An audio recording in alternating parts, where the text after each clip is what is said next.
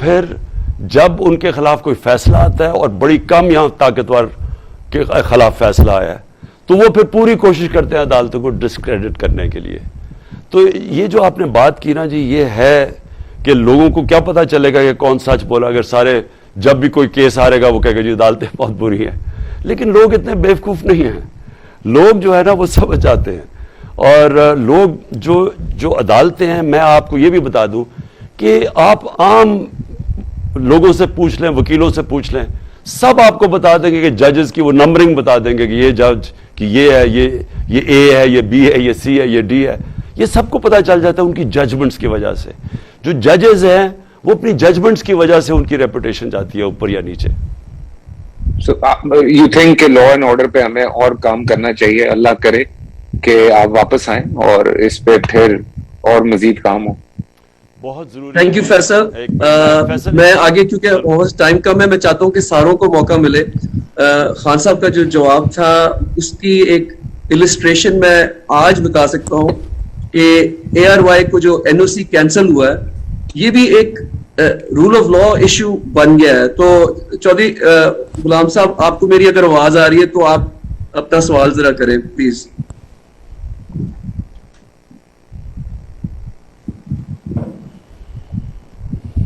میں آپ کو انمیوٹ کر دیں، چودھری صاحب انمیوٹ کر دیں.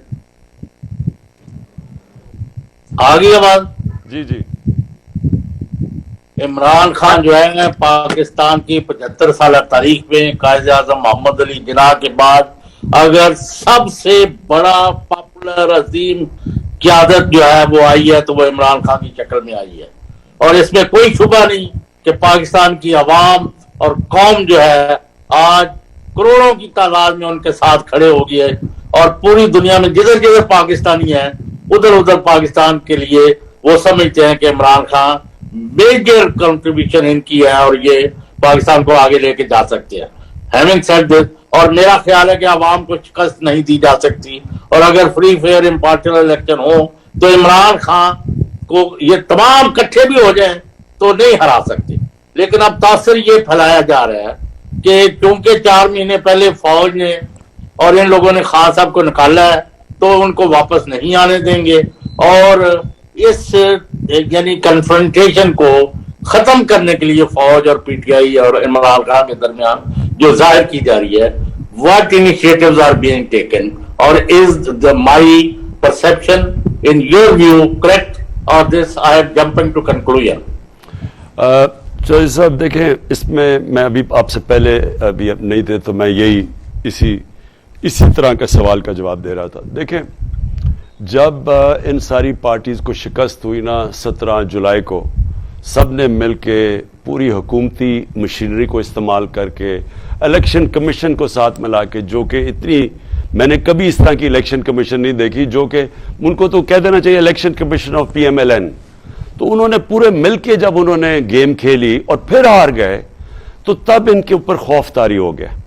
اب اس خوف کی وجہ سے یہ پوری کیمپین چلا رہے ہیں، کبھی توشہ خانہ، کبھی وہ فورن فنڈنگ. وہ فورن فنڈنگ ہی نہیں ہے، وہ پتہ چلے فورن فنڈنگ ہی نہیں ہے، لیکن وہ کیس یہ الیکشن کمیشن لے کے بیٹھی ہوئی ہے اور ایک مقصد ہے ان کا، کسی طرح مجھے ڈسکوالیفائی کریں. اور ان کا چودھری صاحب میں آپ سے پہلے یہ بھی کہہ بیٹھا تھا کہ ان کی پوری ایک کردار کشی کی کیمپین چلا رہے ہیں. ٹی وی پہ دیکھیں یہ کس طرح کی، سارے بیٹھ کے اے آر وائی کو بند کروا دیا تاکہ ہمارا موقف نہ آئے، باقی ساروں کو اکٹھا کر کے یا زیادہ تر چینلز کو پوری کیمپین چلی ہوئی ہے کہ اس سے برا کوئی انسان آیا ہی نہیں، اس سے کوئی کرپٹ آدمی نہیں آیا. اور کوشش کیا کر رہے ہیں کہ وہ نواز شریف کو یہاں لانے کے لیے ستمبر کے آخر میں اس کو یہاں لانے کی کوشش کر رہے ہیں. اور کیسے کہیں گے کہ جی دیکھیں عمران خان اور نواز شریف دونوں ہی نااہل تھے، دونوں ہی کرپٹ تھے، تو چلیں جی دونوں کے عمران ڈیل یہ کروائیں گے کہ عمران خان کو لڑوانے کے لیے چلیں اجازت دے دیتے ہیں، نواز شریف بھی لڑ لے. اب یہ عمران خان تو کوئی بھی اس طرح کی ڈیل کبھی مانے گا نہیں، اور نہ ہی پاکستانی قوم یہ مانے گی کہ ایک مجرم ملک کا باہر بھاگا ہوا جھوٹ بول کے اربوں روپے کی پراپرٹیز میں وہ رہ رہے ہیں. یہ اس کے 4 فلیٹ وہ اربوں روپے کی، ایک رسید نہیں، پیسہ کدھر سے آئے؟ کیونکہ چوری یہاں سے پیسہ چوری کر کے باہر گیا، اور اس کے بعد بیٹا رہ رہا ہے کوئی 10 ارب کے گھر میں، وہ جو ہے ون ہائیڈ پارک میں وہ جو حسن شریف, یعنی ان لوگوں کو کمپیئر کر رہے ہیں میرے ساتھ کہ جی فوراً اس نے کوئی سائن کر دیا سرٹیفکیٹ وہ اکاؤنٹس کے اوپر, اس کو کر رہے ہیں اور ملا کے اس کو کوشش کر رہے ہیں کہ ہمیں ایک ہی ترازو سے تولا جائے. تو میں سمجھتا ہوں کہ یہ جو بھی کر رہے ہیں ان سے بیوقوف لوگ ہیں ہی کوئی نہیں. یہ لوگوں کو بھیڑ بکریاں سمجھتے ہیں, یہ سمجھتے ہیں کہ پبلک اتنی بیوقوف ہے کہ جو بھی یہ کریں گے پبلک مان جائے گی. اور یہ جب بھی الیکشن آئے گا انشاءاللہ پبلک کو سامنے دودھ کا دودھ پانی کا پانی آ جائے گا سب کے سامنے. میں چیلنج کرتا ہوں یہ سارے بھی مل کے لڑیں گے نا, یہ تحریک انصاف کو نہیں روک سکتے انشاءاللہ. انشاءاللہ. یہ ہارون آپ کو میری اگر آواز آ رہی ہے اپنے آپ کو انمیوٹ کر دیں پہلے.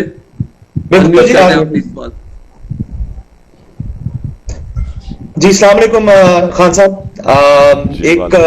ایک شہر ہے پاکستان کا جو کہ مجھے لگتا ہے کہ جس کا کوئی والی وارث نہیں ہے. میں اوریجنلی تو لاہور سے ہوں but for the past couple of years میں کراچی میں سیٹلڈ ہوں, اور مجھے کبھی کبھار کچھ اس کے ایسے حصوں میں جا کے ایسا لگتا ہے کہ جیسے I am probably in Syria یا بغداد کے اندر کہیں پھر رہا ہوں, کیونکہ سڑکوں کا اور کچھ عمارتوں کی ایسے حالات ہیں کہ جیسے لگتا ہے کہ وہاں پہ بم گرائے گئے ہیں. تو پلیز کچھ بتائیں کہ how do we intend to fix Karachi and what's the plan for Sindh, especially for Sindh, because I think that's the only way out for Karachi right now. ورنہ تو مجھے کوئی hostage city ہی لگتی ہے. So please. جی ہارون دیکھیں, ایک تو انشاءاللہ پورا میں اب سندھ کی تیاری کر رہا ہوں, انٹیریئر سندھ کی, اور وہاں ساری قوم کے سامنے میں یہ وعدہ کرتا ہوں کہ ایک ایسی کیمپین کروں گا جو کہ سندھ کی تاریخ میں بڑی کم لوگوں نے دیکھی ہوگی, اور وہ اس لیے کروں گا کیونکہ سب سے زیادہ جو آج ظلم ہے وہ اندرون سندھ کی عوام سے ہے. جتنا وہاں ان کو جیسے رکھا جاتا ہے, نہ ان کے حقوق ہیں, جو پیسہ ان کے اوپر خرچ ہونا ہوتا ہے وہ چوری کر کے باہر لے جاتے ہیں. اوپر جو وہ یہ زرداری اور اس کی پوری جو اس کو کہتے ہیں زرداری سسٹم, یہ سارا جو سندھ کے اوپر یہ بیٹھے ہوئے ہیں اور پیسہ چرا کے وہاں سے ہر چیز پہ یہ کانٹریکٹس پہ پیسے چراتے ہیں. یہ سب کو پتہ ہے. یہ جو میں باتیں کہہ رہا ہوں آپ کسی سندھی سے جا کے پوچھ لیں کہ وہ آپ کو زرداری سسٹم بتا دے گا. سب کو پتہ ہے کیا ہو رہا ہے. وہ پیسے چوری کر کے ہر چیز پہ پیسہ چوری کرتے ہیں. تو یہ جو اندرون سندھ کے لوگ ہیں وہ سب سے ڈپرائیوڈ ہے. اور کراچی کولیٹرل ڈیمیج ہے. کراچی کا کیا مسئلہ ہے, اندرون سندھ سے ووٹ لیتے ہیں اور وہ جب سندھ کی حکومت سنبھالتے ہیں تو کراچی جو ملک کا فائنینشیل کیپٹل ہے اس کے اوپر بجائے پیسہ خرچ کرنے کے وہ اپنی کنسٹیچوئنسی میں تھوڑا پیسہ خرچ کر کے باقی چوری, اور ریکارڈ چوری ہے سندھ کے اندر پچھلے 14 سالوں میں جتنا پیسہ چوری ہوا ہے وہاں. اور یہ کبھی بھی کراچی ٹھیک نہیں ہو سکتا ایسے. کراچی کا صرف ایک طریقہ ٹھیک ہونے کا, اور میں بار بار یہ کہتا ہوں کہ ایک لوکل گورنمنٹ سسٹم چاہیے. ڈائریکٹ الیکشنز کراچی کے چاہیے. کراچی کی سٹی گورنمنٹ چاہیے جیسے کہ لندن کی سٹی گورنمنٹ ہے, جیسے کہ نیو یارک ہے, جیسے پیرس ہے, جیسے تہران کی ہے, ممبئی کی ہے. وہ اپنے پیسے اکٹھے کرے اور کراچی پاکستان جس طرح میں نے کہا فائنینشیل کیپٹل ہے پاکستان کا, ادھر سے پیسہ اکٹھا کرے اور وہ پھر اس پورے وہ اس کے کنٹرول میں ہو. سیروج سسٹم, پانی کا نظام, سب کچھ وہ گورنمنٹ کے ہو. اور میں آپ کو یقین دلاتا ہوں کہ اگر وہ اسی طرح چلایا جائے جس طرح کہ دنیا میں بڑے بڑے شہر چلتے ہیں تو کراچی بڑی تیزی سے اٹھ سکتا ہے. لیکن جس طرح ابھی کراچی چلایا جا رہا ہے کہ سندھ کے ڈیولپمنٹ فنڈ سے کراچی کی الوکیشن آتی ہے, وہ کبھی بھی اتنا پیسہ نہیں ہوگا کہ کراچی کو ٹھیک, یہ کھنڈر ہی بنا رہے گا. شکریہ خان صاحب. ہمارے 3 سوال رہتے ہیں. شہاب الدین آپ کو اگر میری آواز آ رہی ہے تو آپ پلیز اپنا سوال پوچھیں. جی السلام علیکم خان صاحب, مخدوم شہاب ہے. سب سے پہلے تو آپ کو اور پوری قوم کو 75واں یوم آزادی مبارک, اس دعا کے ساتھ کہ اپنی زندگیوں میں ہم جو حقیقی آزادی کا دن ہے یا اس کی صبح ہے وہ بھی کسی دن دیکھ ہی لیں. خان صاحب 2 بڑے امپورٹنٹ کوسچنز ہیں. ایک تو ظاہری بات ہے پوری قوم کے سامنے ہے کہ مقتدر حلقوں کے ساتھ جو تعلقات ہیں ان میں سرد مہری آئی, لیکن کوشچن یہاں پر یہ ہے کہ کیا کوئی بیک ڈور رابطے یا پھر کوشش یا پھر مفاہمت کی کوششیں دوسری سائڈ سے کی جا رہی ہیں یا آپ کی طرف سے یہ راستے کھلے ہیں؟ اور دوسرا بڑا امپورٹنٹ اس وقت کوشچن ہے جو خیبر پختونخوا کے کچھ علاقوں کے اندر ایک مرتبہ پھر دہشت گردی کی لہر آ رہی ہے، اس پر ایک نیریٹو بنانے کی پوری کوشش کی جا رہی ہے کہ اس کا قصوروار بھی عمران خان ہے اور آپ کی پالیسیز ہیں اور جی آپ کی وہاں پر گورنمنٹ ہے، اور obviously جس طرح سے آپ نے اس سے پہلے بھی کہا کہ وہاں پر آپ کو تو اس میں بھی سازش، obviously اس میں ایک سازش کی بو بھی آتی ہے کہ کہیں آپ کی گورنمنٹ جو خیبر پختونخوا میں ہے اسے کمزور کرنے کی کوشش تو نہیں ہے. تو what do you have to نے یہ جو بات کی نا کہ رابطے کے لیے ڈورز کھلے ہیں، تو وہ تو ہمیشہ پولیٹیکل لوگ ہمیشہ اپنے دروازے کھلے رکھتے ہیں، اور یہ یعنی ہم نے بندوق سے مسئلے تو نہیں حل کرنے ہوتے نا، ہم نے تو بات چیت سے کرنے ہوتے ہیں، تو وہ تو ہماری سارا وقت دروازے کھلے رہیں گے. جو یہ پی ڈی ایم ہے اس سے ہم بات چیت کرنے کے لیے تیار ہیں، لیکن صرف تب جب ایک الیکشن کی ایک ڈیٹ اناؤنس کریں، اور یہ جب اسمبلی ڈیزالو کب کرتے ہیں ہم اس کے بعد ہر قسم کی بات چیت کرنے کے لیے تیار ہیں. اب آ گیا خیبر پختونخوا، یہ ایک مسئلہ ہے جو بگڑ سکتا ہے. دیکھیں میں پہلے آپ کو بتاؤں کہ یہ ساری جو اس ملک میں تو کوئی ملیٹنٹ طالبان تھے ہی نہیں. آپ کو میں تاریخ بتا دوں کہ ہم نے امریکہ کی جنگ میں شرکت کی اور ہمیں دھمکی ملی امریکہ سے، اور ہماری لیڈرشپ کے پاس وہ دم نہیں تھا کہ اپنے ملک کے مفادات کے لیے ریزسٹ کریں، کیونکہ دھمکیاں تو ملتی رہتی ہیں ملکوں سے، لیکن ایک قوم اپنے ملک کے مفادات پہلے رکھتی ہے. ہم نے ان کی جنگ میں شامل ہو گئے اور اپنے لوگوں کے مفادات نہیں دیکھے. اس کے نتیجے میں ہم سب کے ساتھ 80,000 پاکستانی مارے گئے، اس میں قربان کیے ان کی جنگ میں، اور جو ہمارے ساتھ ہوا، ہمارا قبائلی علاقہ اجڑ گیا اور یہاں بم دھماکے تھے، اکانومی کو $100 ارب سے زیادہ نقصان ہوا. لیکن اس سے پہلے یہاں کوئی ملیٹنٹ طالبان پاکستان میں نہیں تھے. تو یہ کیسے پیدا ہوا ہے، تاکہ میں آپ سمجھ جائیں کہ اب ہو کیا رہا ہے. یہ پیدا ایسے ہوئے کہ یہ جو سارا قبائلی علاقہ تھا، جب ہم نے 80 کی دہائی میں جب ہم افغان جہاد لڑ رہے تھے امریکیوں کے ساتھ مل کے سوویت یونین کے اگینسٹ، جنہوں نے افغانستان میں قبضہ کیا ہوا تھا، تو وہ سارا قبائلی علاقے کے سے وہ جنگ لڑی گئی تھی. سو ساری جہاد تھی وہ اس ساری قبائلی بیلٹ سے لڑی گئی تھی. تو جب ہم نے وار آن ٹیرر میں شرکت کی 10-11 سال کے بعد، تو 90 سے پہلے تو وہ ختم ہو گئی افغانستان میں، سوویٹس واپس چلے گئے. تو جب 2001 کے بعد امریکی آ گئے افغانستان میں، تو اب انہی لوگوں کو ہم کہہ رہے ہیں کہ پہلے تو جہاد تھی جب سوویٹس آئے تھے، لیکن اب امریکی آ گئے ہیں تو اب یہ دہشت گردی ہے. تو یہاں قبائلی علاقے کے لوگوں کو وہ ظاہر ہے انہوں نے ہمارا بیانیہ نہیں مانا، تو ادھر سے ریزسٹنس آنی شروع ہو گئی.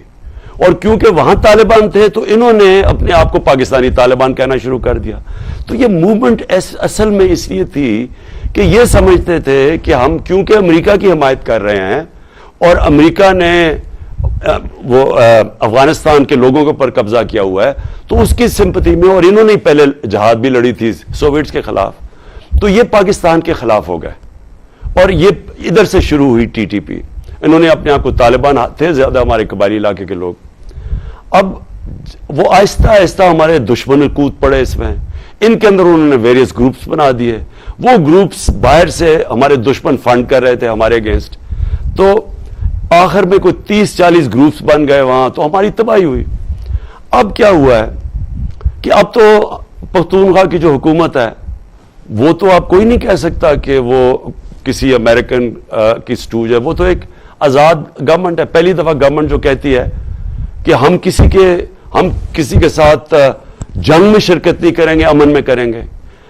اب اس گورنمنٹ کے اگینسٹ اگر تحریک انصاف کی گورنمنٹ کے اگینسٹ اگر یہ لوگ اب شروع ہو گئے ہیں، ایک انہوں نے ہمارا لیاقت اس کے فیملی مار دی، وہ زخمی ہو گیا، ایم پی او سے ٹارگٹ کیا، تو سوال یہ ہے کہ اب یہ کس بیسس پہ کر رہے ہیں؟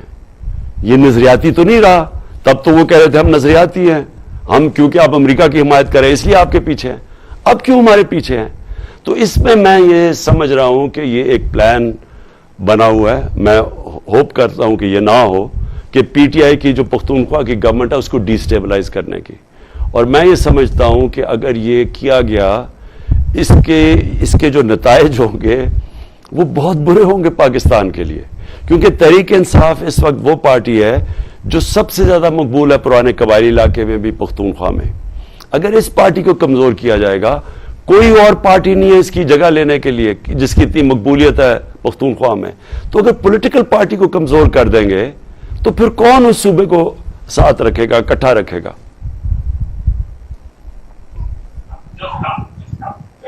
جی شکریہ خان صاحب. بالکل آپ صحیح کہہ رہے ہیں کہ 1980 کے ٹیکٹکس استعمال کر رہے ہیں 21ویں صدی میں, جہاں سوشل میڈیا ہے, ٹویٹر سپیسز ہے اور انفارمیشن بند نہیں کی جا سکتی. اور اس کا ایگزامپل ہے اسامہ غازی انتظار کر رہے ہیں. اسامہ آپ اپنے آپ کو انمیوٹ کر دیں اور آپ سوال اپنا پوچھیں پلیز. السلام علیکم خان صاحب, آپ بھی کہہ چکے ہیں کہ یہ پی ڈی ایم حکومت پھنس چکی ہے, پی ڈی ایم والے بھی کہتے ہیں ہمیں تو لایا گیا, تو اب وہ آفر بھی کرتے ہیں کہ جی پہلے آپ کے پی اور پنجاب کی اسمبلیاں تحلیل کر دیں تو ہم جنرل الیکشن کا وعدہ کرتے ہیں. تو آپ کو یہ ٹریپ لگتا ہے, آپ اس بارے میں سوچ رہے ہیں؟ ہم بالکل دیکھیں, اگر یہ کہتے ہیں کہ ایک الیکشن ڈیٹ دے دیتے ہیں تو ہم سب مل کے اپنی ساری اسمبلیز ختم کر دیتے ہیں, تو یہ تو بڑی اچھی چیز ہے. لیکن یہ ابھی تک تو ہمیں کوئی انڈیکیشن نہیں ہے. دیکھیں ان کے اندر سے مکس سگنلز آ رہے ہیں. یہ پی ڈی ایم ایک وہ لوگوں کا اکٹھے ہوئے ہیں جن کے کوئی انٹرسٹ ہی مختلف ہیں. اب آصف زرداری چاہے گا ہی نہیں کہ سندھ کی گورنمنٹ چلی جائے, کیونکہ اگر اس کی گورنمنٹ چلی گئی تو میں آپ کو یقین دلاتا ہوں فری اینڈ فیئر الیکشن میں وہ کبھی بھی اب واپس نہیں آ سکتا سندھ کے اندر. تو وہ اس کو پکڑ کے بیٹھا ہوا ہے. نواز شریف پہلے چاہ رہا تھا کہ فوری طور پہ الیکشن ہو, اب وہ ڈر گیا جب اس نے دیکھا یہ جو پی ٹی آئی پنجاب میں سویپ کر گئی ہے بائی الیکشنز میں, اب وہ بھی ڈر گیا. اب وہ کنفیوز سٹیٹ کے اندر بیٹھا ہوا ہے. شہباز شریف بڑی دیر کے بعد جیسے اچکن پہنی ہے تو یہ اس سے چمٹا ہوا ہے, لیکن ان کی اکانومی نیچے جا رہی ہے, یا مہنگائی جو اس وقت لوگوں سے جو حالات ہیں لوگوں کے مہنگائی میں, خاص طور پہ اب بجلی کے بل جب آ رہے ہیں, جو اب یہ پٹرول اور ڈیزل حالانکہ انٹرنیشنل مارکیٹ میں نیچے آ گئے ہیں, ابھی انہوں نے اتنا اوپر رکھا ہوا ہے, تو ایک ساری عوام کے اندر یہ نیچے گرتے جا رہے ہیں. جو سب کہتے تھے کہ شہباز شریف کوئی بہت بڑا جینیس ہے, وہ سارا دودھ کا دودھ پانی کا پانی ہو گیا آج. تو ان کا گراف نیچے جا رہا ہے, الیکشن کرنے سے یہ ڈر رہے ہیں. تو ان کے اندر کنفیوژن ہے, کرنا کیا چاہتے ہیں. پاکستان کی اگر کوئی بھی پاکستان کا سوچ رہا ہے تو صرف ایک ہی چیز ہے کرنے کی, اور وہ ہے صاف اور شفاف الیکشنز, بیکاز اس سے پولیٹیکل سٹیبلٹی آ جائے گی, اور پولیٹیکل سٹیبلٹی کے بعد ہی اکنامک سٹیبلٹی آئے گی. لیکن اگر اسی طرح چلتا رہی اور اگر اسی طرح کا نظام چلتا رہا, سیاسی نظام, اور اسی طرح کی انسٹیبلٹی رہی, تو اکانومی تو سٹیبلائز ہونے نہیں لگی. جی شکریہ.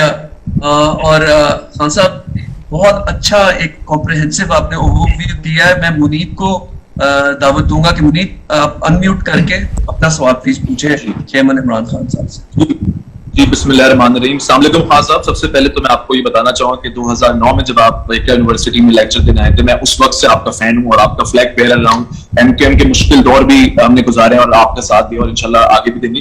خان صاحب کوشچن میرا یہ ہے کہ اگر جو کرنٹ فاسسٹ گورنمنٹ ہے, اگر یہ آپ کو کنارہ کشی جو آپ کو کارنر کرنا چاہ رہی ہے جوڈیشری کے تھرو, اگر یہ نہیں کر پاتی اور فاسسٹزم میں اندھے ہو کے اگر یہ آپ کو گاڈ فاربڈ خدا نہ خواستہ اگر آپ کو اریسٹ کرنے کی طرف جاتی ہے, جس کا آپ بھی پہلے کہہ چکے ہیں, تو اس سچویشن کے اندر خان صاحب آپ کا جو سیکنڈ لیڈرشپ ہوگی وہ کون ہوگی جو لیڈ کرے گا پارٹی کو, اور کارکنوں کے لیے اور فالوورز کے لیے کیا رائے عمل ہوگا؟ Question number 1. کوشچن 2 یہ خان صاحب کہ بہت سارے آپ کے ایسے بھی آپ کے ممبرس اسمبلی کے جو آپ کو چھوڑ کے گئے, تو اس چیز کی خان صاحب کیا گارنٹی ہے کہ نیکسٹ ٹائم آپ جن کو ٹکٹ دیں گے وہ جو ہے وہ پیسوں کی خاطر لوٹے نہیں ہوں گے, اور جتنے بھی لوگ آپ کو چھوڑ کے گئے ہیں ان میں سے سب سے زیادہ دکھ آپ کو کس سے ایک ایسی شخصیت کے آپ کو چھوڑ کے جانے کا ہوا؟ تھینک یو سو مچ.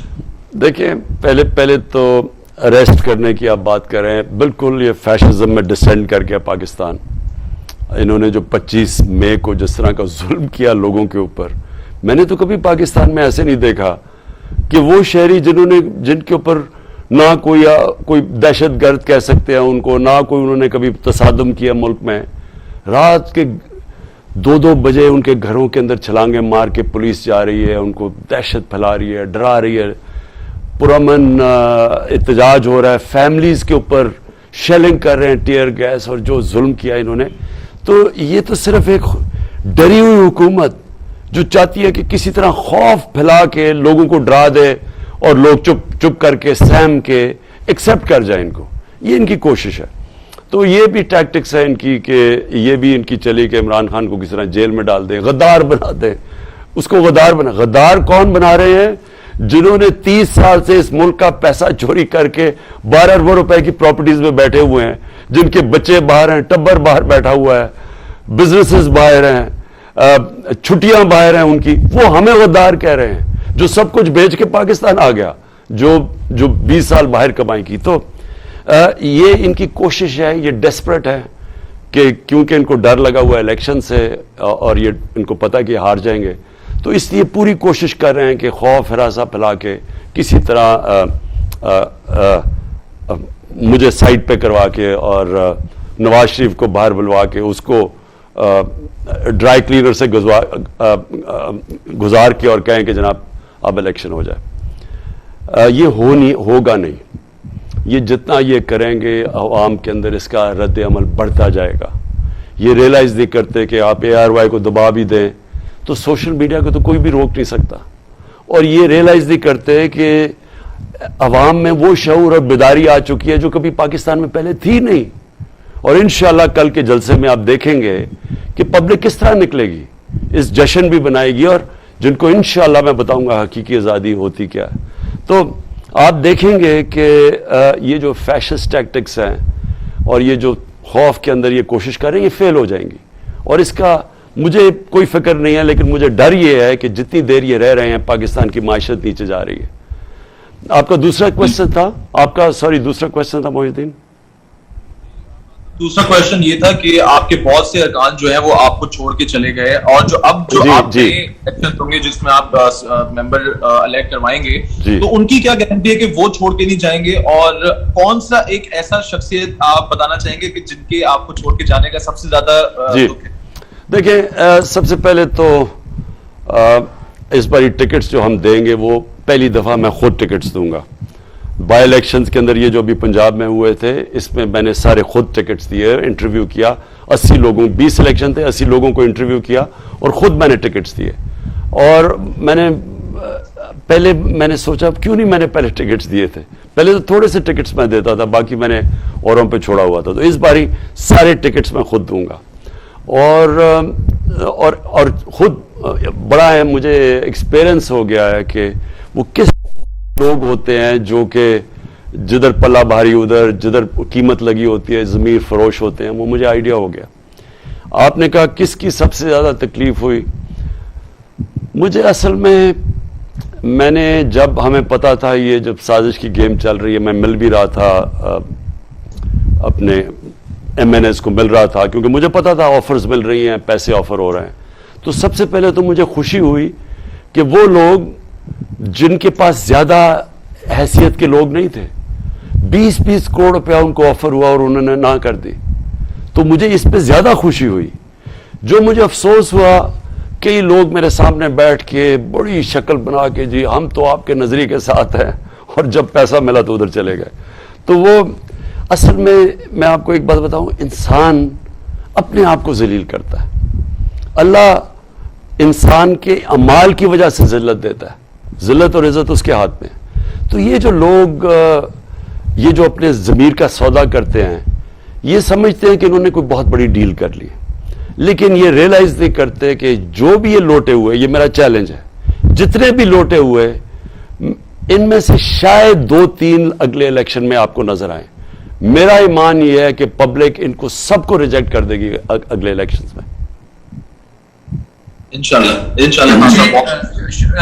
शुक्रिया खान साहब। मुझे अभी आप जो बात कर रहे थे, तो मैं पिछले 4 महीने में पूरा क्रिस क्रॉस जो पाकिस्तान किया आपके साथ, एक मुझे इमेज जो मेरी जहन में कभी भी नहीं जाएगा, चीचावटी में जब आप अपने ये बाई इलेक्शन की जलसे के लिए जा रहे थे, तो हमें फोन पे बताया गया कि پانی میں سب کچھ ڈوب چکا ہے اس جلسے پہ.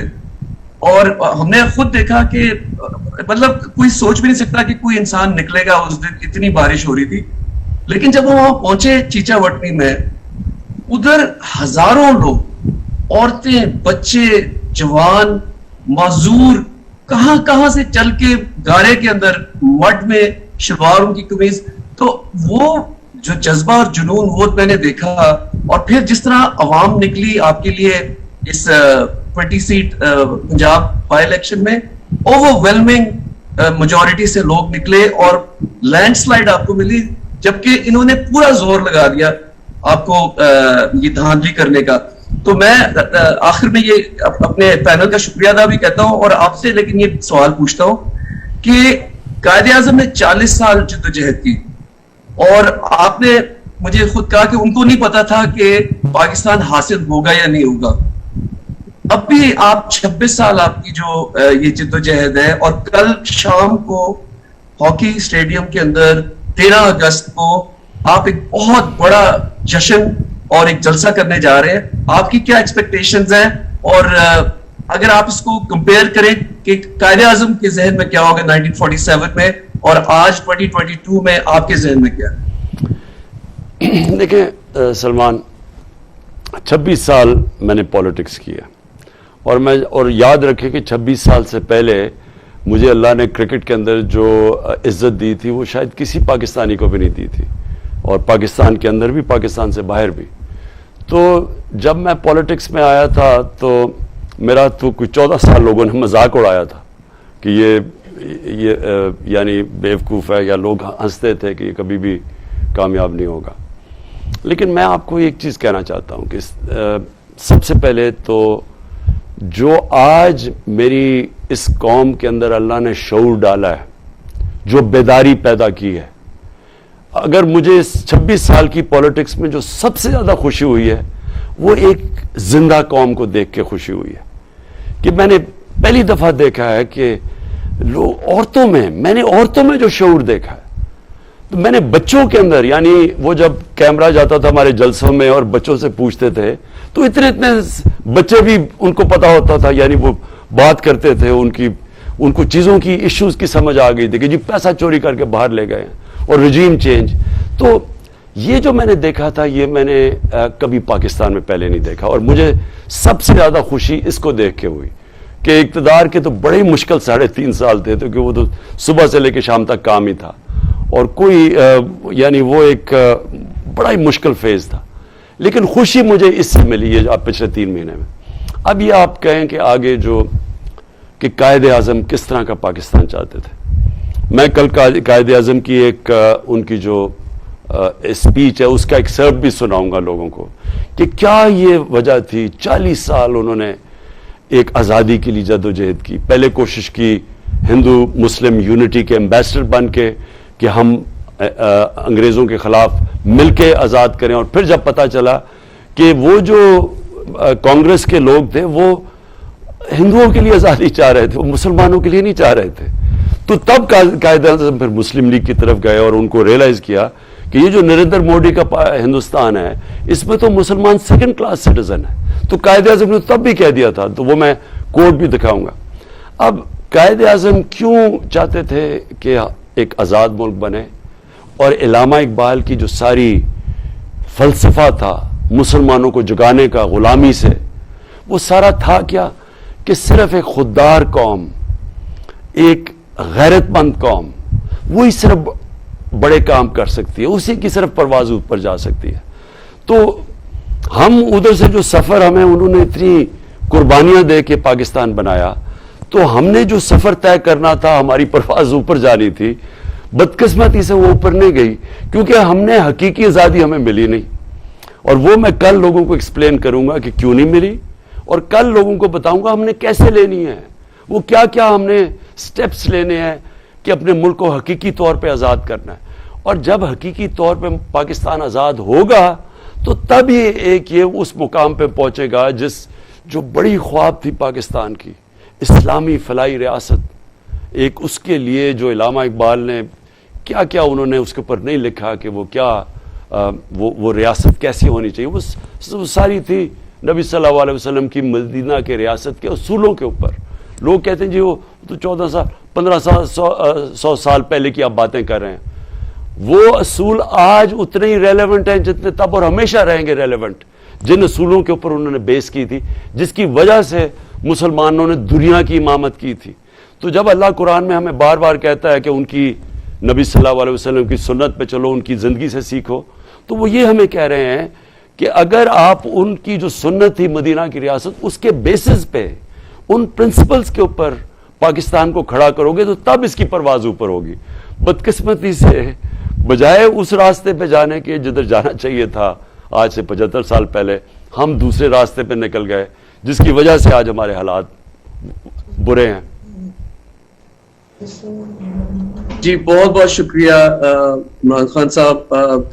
जुनून से और इश्क से मिलती है आज़ादी, कुर्बानी की बाहों में मिलती है आज़ादी। मैं अपने पैनल का भी शुक्रिया अदा करता हूँ। मुझे पता है आप लोगों के पास और सवाल थे बहुत सारे, लेकिन आज टाइम हमारा महदूद है, तो इंशाल्लाह फिर एक स्पेस करेंगे। लेकिन कल शाम को आपने अगर लाहौर में है तो हॉकी स्टेडियम जरूर आए 13 अगस्त को, और हम जश्न आज़ादी करेंगे। 75वीं साल है पाकिस्तान की आज़ादी का, और लेकिन हकीकी आज़ादी की जंग आगे चलेगी। शुक्रिया।